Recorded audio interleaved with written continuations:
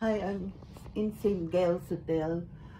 This hotel used to be very good because I'm a targeted individual.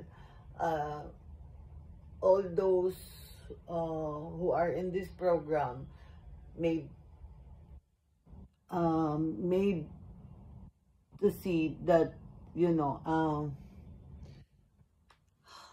I would first there were a while ago there was a commotion downstairs because they don't want them to give me a room, they say, because booking.com hasn't called them yet.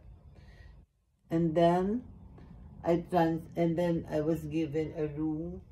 They upgraded it. They said 2 bedroom on 1507. Basta all the bullshit that they do.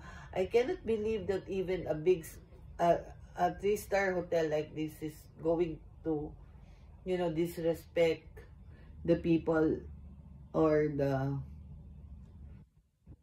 the guests that are coming here.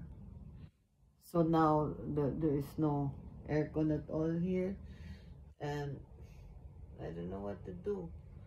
And the EMF is too strong, and it's St. Giles, you know.